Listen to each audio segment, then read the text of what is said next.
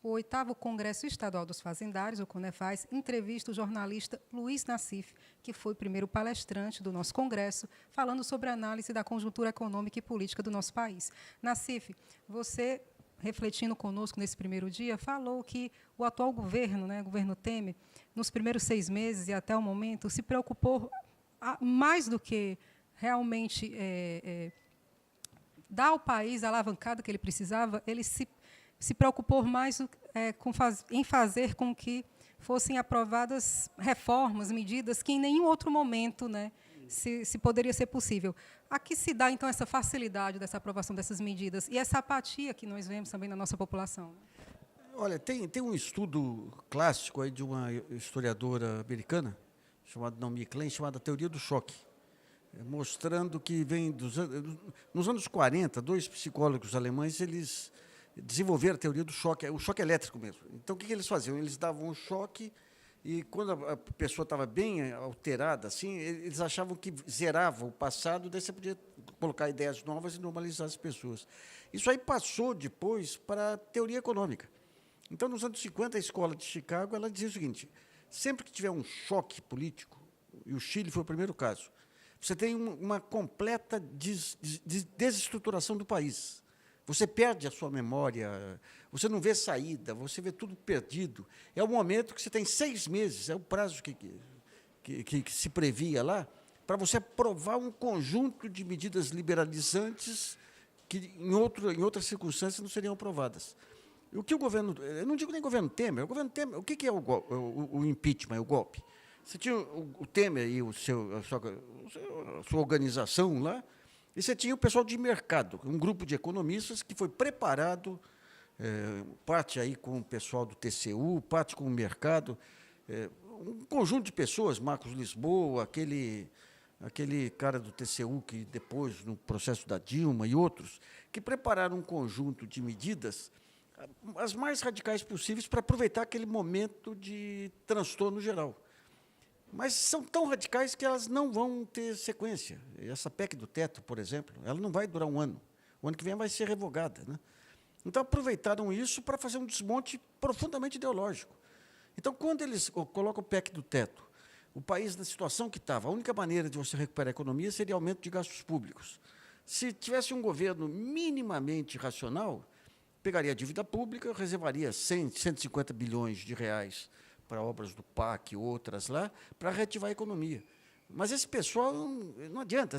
O Brasil, a ciência política, a ciência econômica brasileira, ela ficou em cima de chavões. Então, nem o Roberto Campos, que é o rei dos liberais, se ele tivesse aqui, ele não ia fazer isso. O que eles fizeram foi uma barbeiragem de fundo fundamentalmente ideológico, né? E o Temer foi atrás porque o negócio dele é comprar tempo, porque sabe que quando sair da presidência ele vai ser preso, vai ser condenado, vai ser preso, ele e os sócios dele, né? Nassif, você, então, nos deu elementos para pensar o que aconteceu com o nosso país e refletirmos sobre o país que nós precisamos. O que é fundamental hoje para, então, nós retomarmos a nossa economia, vencer as crises institucionais? Você tem um vácuo hoje aí. O grande problema da crise é que o Supremo se desmanchou, o Congresso, com essa bancada que foi eleita aí pelo Eduardo Cunha e tudo, ficou numa pose. Então, o ponto de resistência agora é gerar ideias. A gente precisa voltar aos princípios originais. O que são os princípios? Por exemplo, tributação. Você tem que tributar mais quem ganha mais. É um princípio que o Brasil nunca utilizou. A tributação ela tem que servir, o Estado tem um papel central na redução de desigualdades. Por outro lado, o Estado tem que ser fiscalizado, sim, para evitar abusos e tudo. O mercado ele tem um papel importante no desenvolvimento, mas ele não pode ser o condutor do desenvolvimento, porque o mercado ele produz desigualdade e produz corrupção também. Então, cada setor tem que começar a se curvar e voltar às ideias originais e plantar ideias, plantar ideias. O pessoal fala muito nos anos 80, que foram anos, década perdida, mas foram anos em que foram plantadas muitas ideias relevantes que resultaram na Constituinte de 89. Então, nosso papel agora de resistência é plantar ideias e montar uma grande frente para impedir fraudes, impedir a interrupção das eleições de 2018. Nassif, como você avalia, então, a categoria fazendária cearense, que se preocupa, então, em debater temas tão relevantes e pensar, então, o futuro não só da própria carreira fazendária, mas também o futuro do país? Eu fiquei encantado com três aspectos aqui que eu colhi aí, né? Essa questão do, da- do ajuste fiscal aqui, que foi melhor do que em todos os outros estados, né? O segundo, de um pacto político aqui que você não vê em outros estados. Você vê pessoas do MDB, do PSDB, do PT aqui em cima de um projeto de Estado, né? E o terceiro aqui, a consciência muito clara aqui dos fazendários que o fisco é uma maneira de se fazer justiça social.